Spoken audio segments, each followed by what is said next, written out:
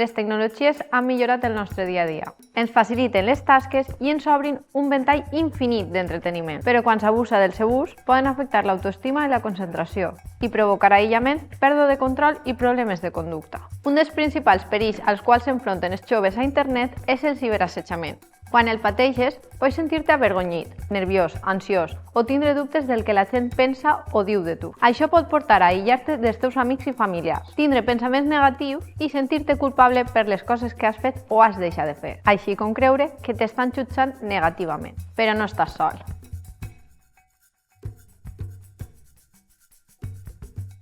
De noves tecnologies i ciberassetjament conversarem amb el nostre convidat, l'escriptor valencià Enric Senabre.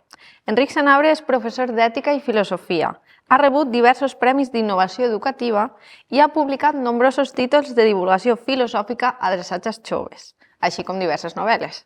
Hola, Enric, gràcies per acompanyar-nos. Hola, què tal? Estem. Enric, començarem pel final.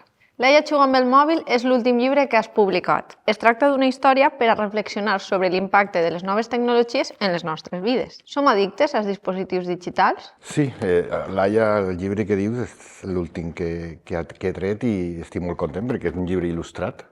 És una cosa nova que no havia fet mai i, a més, està acostat a una edat més jove, fomentar la reflexió entre els joves, com més joves crec que millor, i estic molt content. I pel que dius de si som addictes als mòbils, t'he de dir que si pensara que som addictes als mòbils no haguera escrit cap llibre, perquè els addictes són persones que no poden controlar els seus impulsos. Crec que la paraula addicte és una paraula molt forta, molt important i que cal prendre-se-la amb molt de respecte. Si realment pensem que algun fill nostre, algun alumne, algun company és addicte, crec que hauríem d'actuar d'una manera diferent. Jo penso que el que som és que ens tenen quasi capturats l'atenció els mòbils, això és cert, no? I amb ells fem tanta cosa que realment ens atrapen, no? Ara bé, crec que aquesta tendència pot ser educada. Crec que estem en un moment en el que podem educar la manera com interactuem amb aquests dispositius que ja no són nous, que ja tenen uns anys de vida, podríem dir, no? I que necessitem modelar, mediar d'alguna manera la relació que mantenem en ells. Efectivament, perquè al final, de ser addicte a que simplement siga un hàbit i una ferramenta més de les nostres vides, hi ha un abisme gran. Diferència, sí, solem exagerar en aquest sentit, tenim una tendència en aquest tema a dramatitzar molt i pot ser, hem de ser també una miqueta equànims. Laia té 10 anys i li encanta passar temps amb el mòbil, com qualsevol xiquet d'avui en dia. A la seva família li costa entendre per què passa tantes hores amb el mòbil i tant les coses que fa com divertides com les que sí que poden resultar una miqueta perilloses. Quins temes trobem a l'obra? Sí, el llibre, com vos dic, és un intent d'acostar la reflexió sobre l'ús del mòbil a una edat ja de 10, d'uns anys, una preadolescència, perquè ens hem adonat que cada vegada més la interacció amb els mòbils comença abans, de moltes maneres, no sols comprant-li un mòbil, però sí gastant el mòbil de la mare, del pare, d'algun familiar o de la manera que siga. Per tant, és una aposta per intentar preveure, per intentar preparar a les xiquetes i els xiquets al món dels mòbils. Per tant, els temes que es tracten són un poc els mateixos temes que es trobaran estos xiquets i xiquetes quan utilitzen el mòbil. La seva imatge corporal, per què no s'assemblen a les influenciadores o als influenciadors, la privacitat, per què s'ha de respectar o no, per què s'ha de cuidar, els jocs, en quina mesura ens tenen capturats massa temps, reflexionar sobre aquestes qüestions i quin tipus també de models ens proporcionen aquests jocs als que juguem, si som xics, si som xiques. El biaix de gènere està molt present en l'obra perquè realment està molt present en tot el món dels mòbils. Les cançons que canten, els playbacks que imiten, què és el que diuen, quin missatge estan transmetent. Es tracta un poc d'intentar mediar en aquesta experiència massa directa que es té amb el mòbil, massa crua, de menor a mòbil.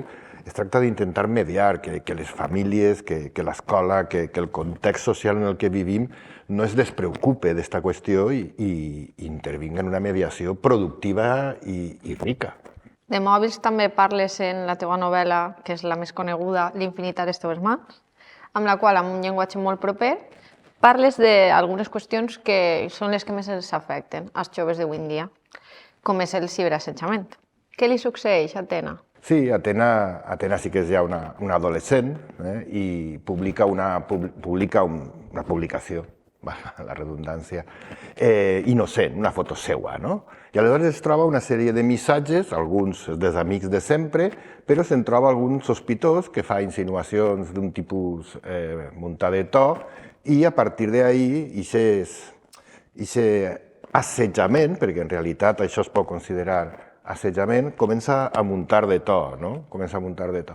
I Atena ha de desenvolupar un poc, ha d'aprendre, com aprenem tots, a defensar-se d'una situació que és nova, per a la que realment no estava preparada, perquè tots anem un poc a les xarxes, o hem anat en algun moment de la nostra vida amb una innocència, amb una innocència damunt de creure que tota la interacció que anem a tindre va ser positiva. Realment ella es troba aquesta interacció i ella reacciona d'una manera molt proactiva, el que passa, que crec que és un poc el que fa la majoria dels joves i les joves, perquè crec que al final, al remat, sí que els joves adquireixen les ferramentes per a ubicar-se en aquest context. Evidentment, a força d'errors i a força a vegades d'errors que hem d'evitar, si podem, però en altres casos a temps i d'una manera molt saludable.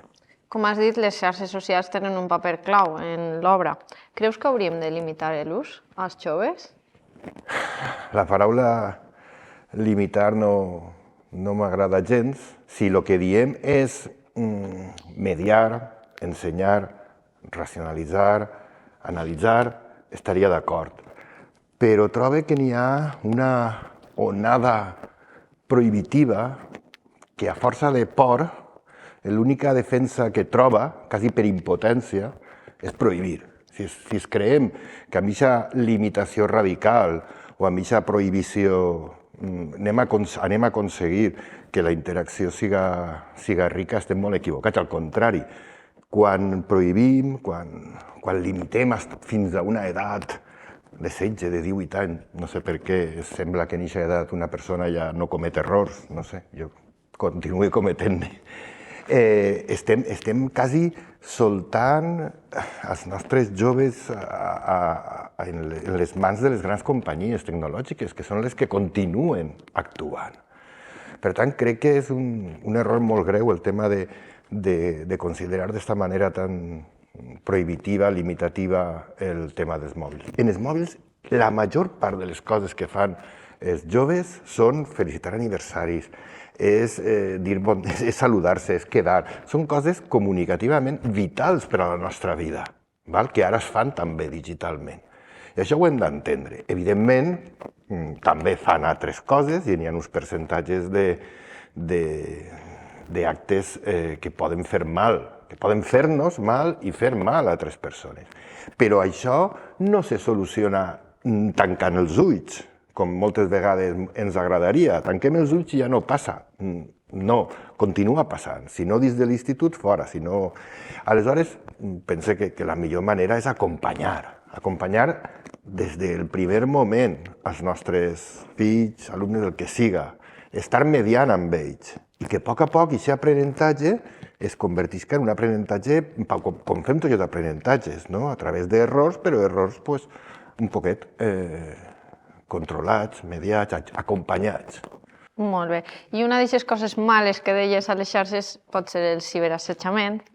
Internet ha facilitat d'alguna manera que les persones assetjadores tinguin un accés, diríem, més directe o més constant a les seues víctimes. Com cal actuar davant d'un cas de ciberassetjament? Sí, el ciberassetjament evidentment és un fenomen...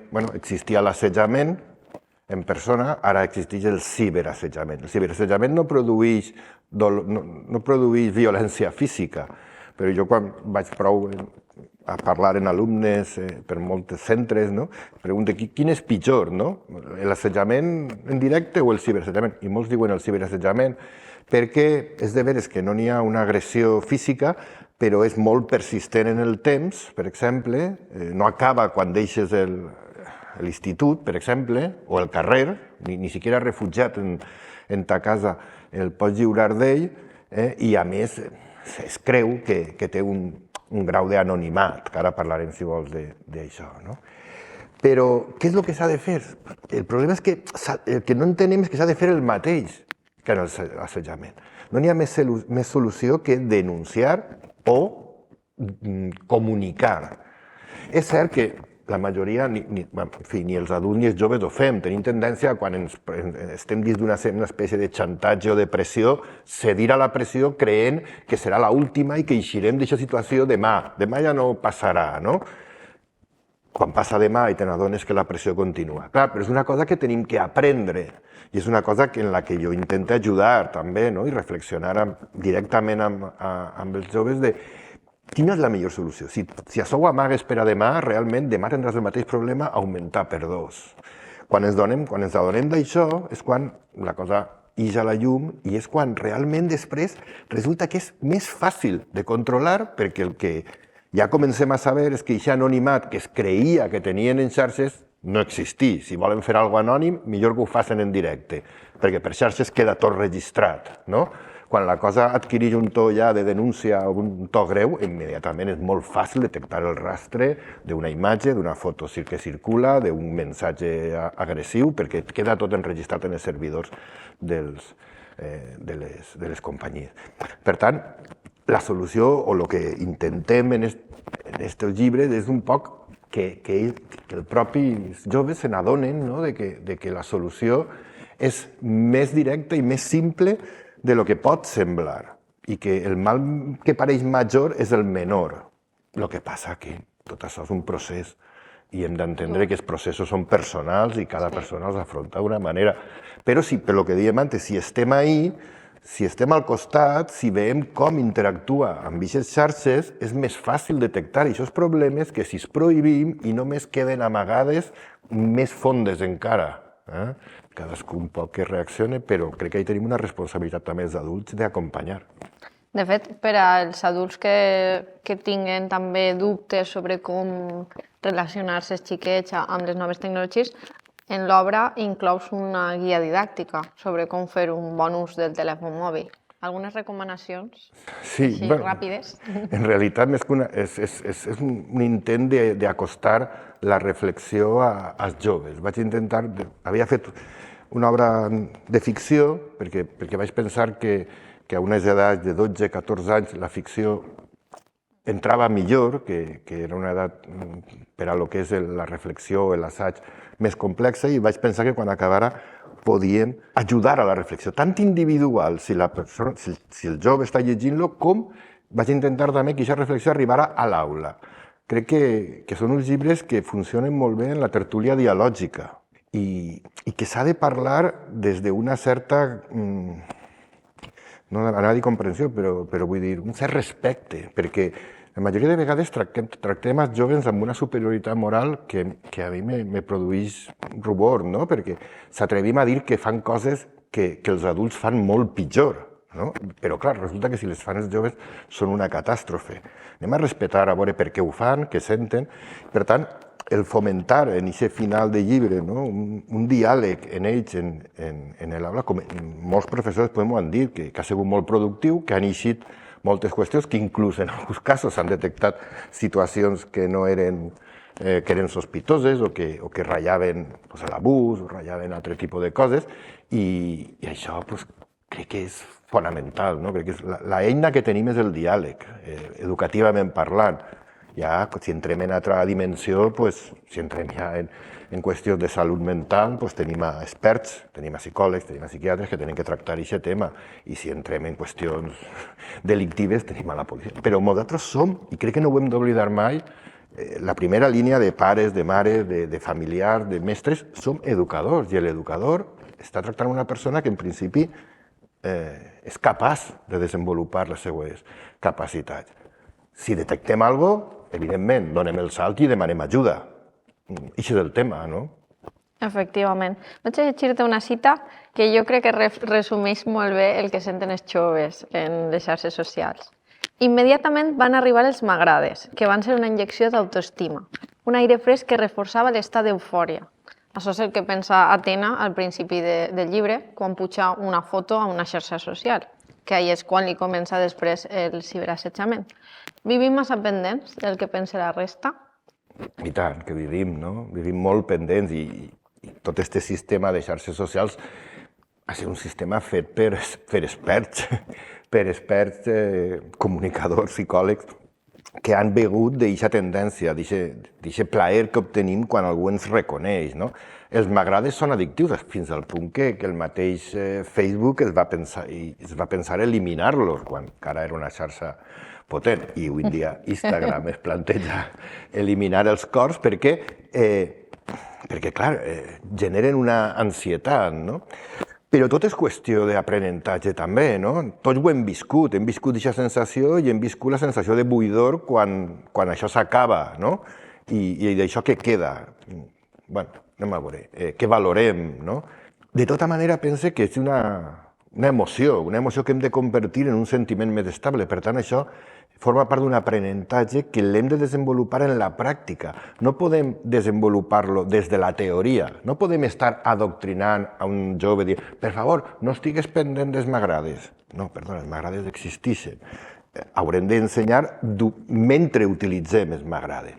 És com ensenyar a nedar des de fora de la piscina. No sé, haurem de tirar-nos. Entonces, tot aquest exorcisme cap als mòbils, crec que en aquest sentit no ajuda a ensenyar això, al contrari, ens fa més dependents encara perquè no aprenem, no acabem d'aprendre a gestionar, que és difícil, però vull dir, els adults estem igual, no? Vull dir, si és que al final un pitidet del mòbil et distrau, bueno, però aprenem a apartar-lo si estem fent una faena o a posar-li. A mi m'han ensenyat molt els joves, m'han ensenyat que hi ha unes aplicacions que durant una hora no t'avisa ningú per poder estudiar un ratet seguit, perquè si no la vesprà te la passes contestant als mòbils. M'han ensenyat com detectar un compte fals, agarrant la foto, col·locant-la en Google Lens i veient a veure si aquesta foto està en internet i resulta que l'ha pillat d'un fondo d'imatges que circula. Vull dir que ells m'han ensenyat moltes d'aquestes coses, perquè l'única manera d'aprendre a defensar-se és defensant-se. I d'això parla la segona part, no?, d'Atena, que continua l'infinit no s'acaba mai. L'assetjament torna a tocar a la porta de la protagonista, però per sort els personatges descobriran que els mòbils i les noves tecnologies serveixen també per a defensar-se i per a defensar algunes causes. Com podem utilitzar les xarxes socials per a millorar la societat? Les xarxes socials s'utilitzen per a millorar. El problema és que has de tindre alguna cosa que voler millorar, no sé com dir-ho. Si tu tens una inquietud ecologista, trobaràs quantitat de vídeos en TikTok, de publicacions en Instagram, que estan explicant el canvi climàtic, el que està passant, les manifestacions, el Friday for Future de Greta Thunberg es va difondre per xarxes. Evidentment, està ahí. És majoritari? Suposo que no, caldrien estudis, també s'ha de dir, així funcionem molt per tòpics, però sé que és cert que els joves, la generació esta última feta, es diu, s'informen per TikTok. I què passa? Pues que això genera també que dins de les mateixes xarxes sorgisquen noves comptes, noves publicacions molt més elaborades. És un mitjà ideal per a la mobilització? Bueno, és un mitjà més, tampoc ni l'idealitzem que amb això anem a aconseguir lluitar contra totes les injustícies, però tampoc li llevem la part de ressò que proporciona, no? En aquest sentit. Ara bé, al final farem allò que vulguem o allò que desitgem fer. El món, diguem, real no deixa d'aparèixer i al final les inquietuds personals per un planeta o per una contaminació que és real, o per unes condicions de treball que són les que són, o per una situació de l'educació determinada, serà la que farà que aquest mitjà s'utilitzi per això. Tampoc creguem, ni ningú ho creu, que són la panacea. Algú pensava que amb la vinguda d'aquestes xarxes anàvem a aconseguir la comunicació perfecta. La comunicació segueix sent tan imperfecta com ha sigut sempre, ara en caràcter digital, i farem d'ella un poquet el que els joves, en aquest cas, vulguin fer d'ella. Ja dic que jo he trobat coses molt interessants i cada vegada més. És cert que quan apareix una xarxa sol aparèixer en un caràcter molt d'entreteniment i que conforme també és com que madura, no? I maduren els seus usuaris i comencen a aparèixer publicacions més elaborades i més interessants en alguns casos. Acabem amb una qüestió que preocupa molt a les famílies. Quina és l'edat més adient per a comprar un mòbil? Hi ha una edat concreta o depèn de la persona, del desenvolupament de xiquet o xiqueta? Sí, me'n recorde quan aquesta pregunta me la feien respecte a la primera relació sexual. Ara ja dona igual, el sexe es veu que ja no és un problema, ara els mòbils són més problema que la sexualitat. Però és paregut el tema, si es donen compte, També en la sexualitat, aquesta hipocresia, aquest negar el que està ahí, el que té una vessant molt positiva i molt enriquidora i tindre que previndre sobre possibles, efectivament, danys o efectes no desitjats, no? A veure, l'edat estem altra vegada en el mateix, no? No és l'edat, és com. És a dir, és evident que el que no es pot fer és, què, 14 anys, ja, el mòbil, vale, mira el que vulguis que ara ja saps el que fas.